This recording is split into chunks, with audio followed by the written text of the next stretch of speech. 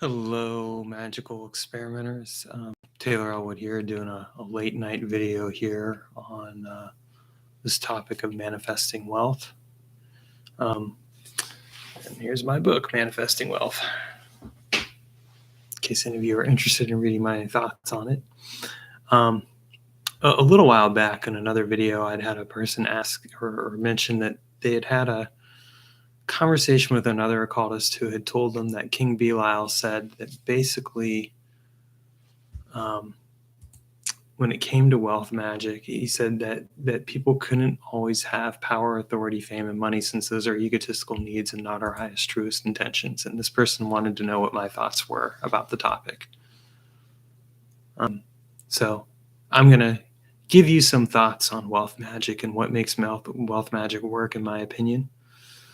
And I'm going to tell you in all candor why we all aren't wealthy and probably never will be, but what you can do about that, and also what my definition of wealth magic is. So now, if you're just coming here, feel free to like the video and click on the subscribe button if you're new to this channel, and the notification bell. And if you're a frequent flyer, feel free to leave a comment here and share your thoughts. So I would have to say that I agree with King Belial that, the pursuit of wealth and fame and money and all that other stuff is not always the highest intention for every person, and that not everyone is going to get it. And speaking as someone who's had a tiny bit of fame in my life, I can tell you that it's not all it's cracked up to be anyway. It comes with its own burdens and things like that. So those are things to think about. I mean, think about a movie star. A movie star can't go out into the public without wearing a pair of eyeglasses or sunglasses and kind of dressing, in disguise as best as possible. And they have to hope that nobody's going to recognize them. That's the cost of fame for them. And a lot of these people who are famous, who maybe have some money, don't know how to manage their money very well. You can have a person who is supposedly rich, right? They're making millions of dollars and they're spending it just as fast as they get it. You have people who will win the lottery, and within a few years, they will be worse off than they were before they won the lottery, because they didn't know how to handle the sudden change in terms of wealth. They didn't know how to handle all that money coming in, and they didn't practice smart habits of maybe keeping that information to themselves. And so they had everyone and their uncle come to them and ask them for favors and money and bother them. Some they had more friends than they had ever had before, but none of those friends were real friends, right?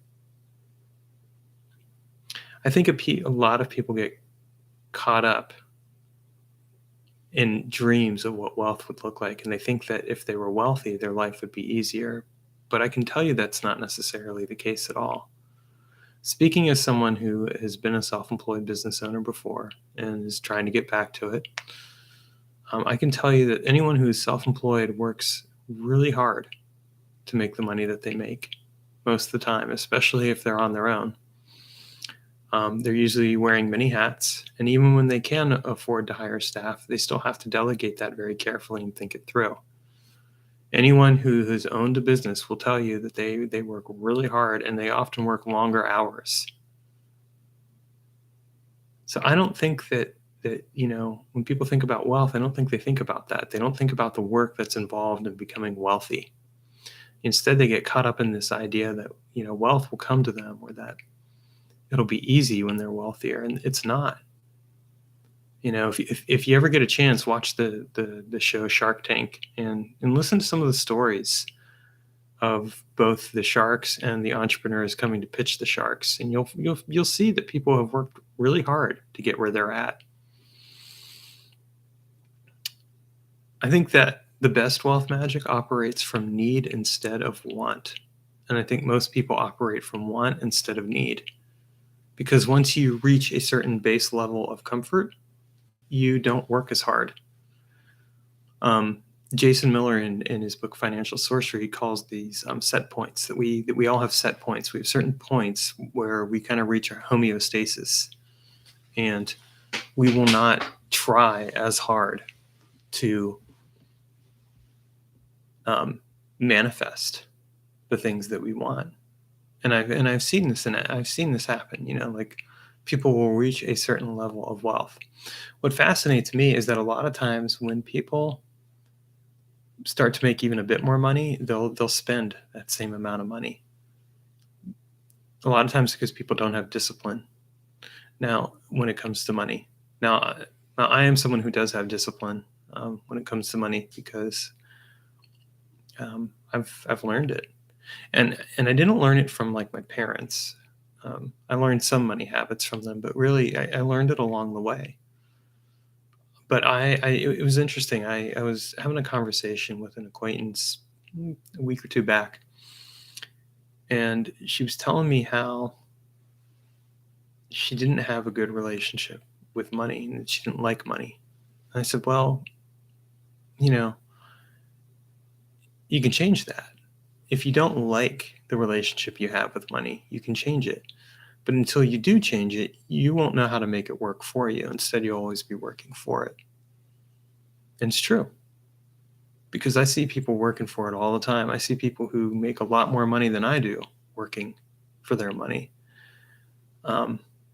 Whereas my approach is to make money and then make that money work for me.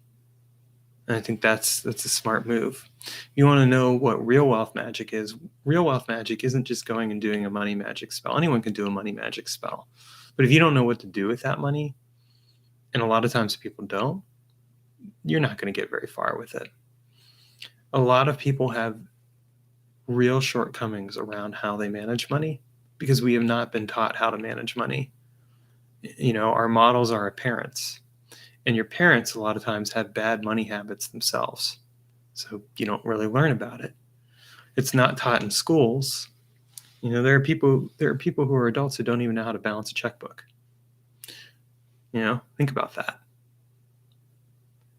For me, my approach to wealth magic is based on an understanding that need will always trump want. So if I'm going to do wealth magic, I better need what I need what it is I'm manifesting as opposed to just wanting it. Because wanting it implies that there is a level of comfort there already. You don't absolutely need it. And I find that wealth magic works best when there is a need for it. And this is a secret about wealth magic that I think a lot of people don't get.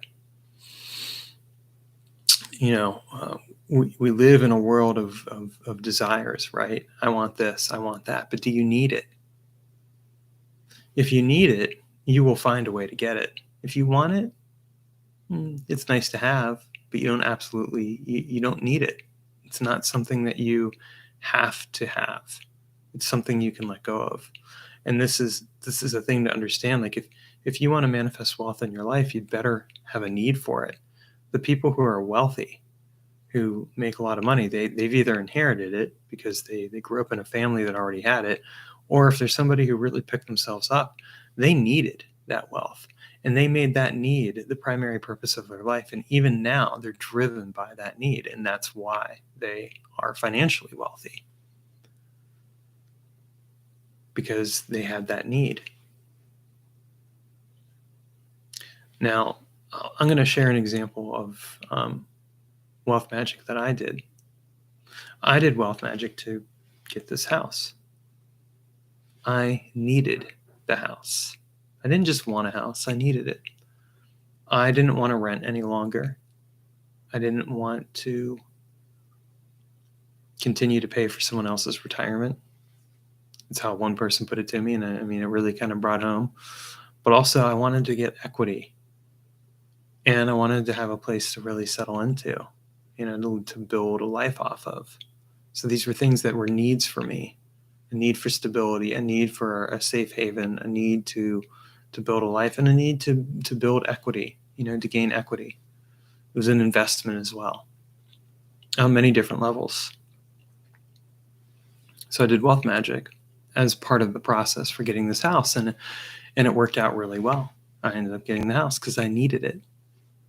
And I was ready to deal with the consequences of manifesting it. I knew that getting a house meant that I was committing to a certain level of a certain lifestyle change, a certain level of commitment and responsibility. I mean, I could sell this house at some point if I want to, but I'm probably not going to do it anytime within the next few years because unless something comes along that really gives me a good opportunity elsewhere or something along those lines, because the fact of the matter is this house is an investment for me. And I might not ever sell it. I might rent it out or do something else. My point being that, the need trumps want. And I knew that. And I knew what I was stepping into, and I was ready for the consequences of it and planning for that. When I think about wealth in general, I don't think of wealth just in terms of money. I think of it in terms of, other aspects. Health. Do you have good health, right? You can spend your life working hard to make money and exchange your health for that money, your health for your wealth, as they say. I don't think that's a good approach to wealth. I think that if anything, your health ought to go hand in hand with your wealth. And I would say along with that, relationships, the relationships you have with your friends, with your community, with the people that you love are another important form of wealth. If you have good relationships, they are going to increase the quality of your life. The people that you're friends with, the people that you love, the community that you're part of, all of those things can contribute to that sense of wealth. And I think a lot of times people get really caught up in this notion of wealth around like how much money they'll have. Like I want to be a billionaire. Okay, well, how hard are you going to be? How hard are you willing to work to become a billionaire, and what are you willing to sacrifice for that? I mean, these things are important. So I think it's really important to recognize like what are you willing to give away, and what constitutes your definition of wealth.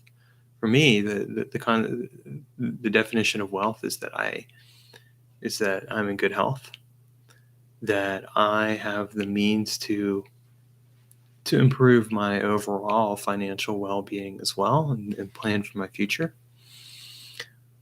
but that I'm also part of a community, that I'm connected with people that I genuinely love and care about, and that I want to have in my life, and people who want to have me in their life, who want to make me a priority. That's just as important too. Like these are the things that are important to me. I think that's, at least for me, that's my definition of wealth. That may not be your definition of wealth. And again, you have to decide what your definition of wealth is and how much you need that form of wealth. But the truth is not everyone is going to become a billionaire or a millionaire. I mean, some people will never have that. I mean, if you look, and this is just in the United States, but if you look at how many people have a savings account, most people don't have a savings account and don't have a lot of money in their savings account if they do have one. And that's just emergency savings. That's not even anything in relationship to investments for the future or like a retirement portfolio or anything like that. A lot of people don't have that. Now, some people who are watching this video will probably say, well, Taylor, it's great you can talk about all that stuff, but some people can't afford it. I hear you. I mean, times are tough and they're not getting any easier. And at the same time, I can say as someone who works 3 different jobs, that part of it really boils down to priorities and what those needs are for you. I have very specific needs that I keep in mind with everything that I do. And I would say really my most successful magic is based off of identity and need. Who/what do I want to be? And how does need factor into that? Wants, yeah. You want something that's great, but do you need it? Is it something essential to you? That's the key you have to think about. And for me, what it boils down to is that, I work a full-time day job right now. I do DoorDash in the evening and I write books and make classes. And all of those are streams of income. Now, I have other streams of income as well, investments and things like that. Everything I do is driven toward very specific needs. I don't want to do DoorDash forever, for example, And I'm finally getting to the point where I'm going to be able to scale it back. And that's a good feeling. But even when I scale it back, I'm going to be still shooting for a specific amount of income. And some of that income is going to be going toward, covering my groceries and gas and maybe one or two other things. And some of it's going to go toward investments, whether it's investing in stocks or crypto or startup businesses, because you can do all that. It just requires that you be willing to educate yourself. And here's the other key, I think, is that I don't think a lot of people know about all the financial opportunities that are out there. And because they don't know, and because they don't educate themselves, either because they don't have a great relationship with money or because they hate capitalism or whatever, they don't really take the time to learn and educate themselves. Now, I'm not going to fault you, whatever your attitudes or beliefs are about wealth or finances or any of that. I mean, each person has to make their own choices. But I do think it behooves us to learn as much as we can. And I would say to anyone who doesn't like money, that it actually behooves you to learn more about money in a way. You should learn more about what you don't like. I didn't like money at one time, but I learned about it. And learning about it changed my approach to it, because then I could make informed choices about everything I did. And I don't think you can effectively do magic of any kind in a given area if you're not doing it from a place of informed awareness. I mean, you look at magic, okay, and why people do magic. How often are people doing magic to solve some type of problem where they're looking for an external solution in their life instead of looking at what's within them and what they need to fix within or work through? That if they did the work within themselves, the need to do that magic would probably reduce, and they would be more targeted with the magic that they did. And the reason they would be more targeted is because they would know specifically what they needed to shoot for, and that's what they would go for. That's what you want to be thinking about with wealth magic, and really about with magic in general. Let's say you want to do magic to, manifest a job or manifest some opportunities or whatever. You better spend some time figuring out like what that really entails. Do the research, take some time, figure things out. And I say this as someone who's definitely not always done that. Okay, like I'm not, anything I'm offering here, I'm offering it with the weight of experience. It's some of these lessons are hard learned.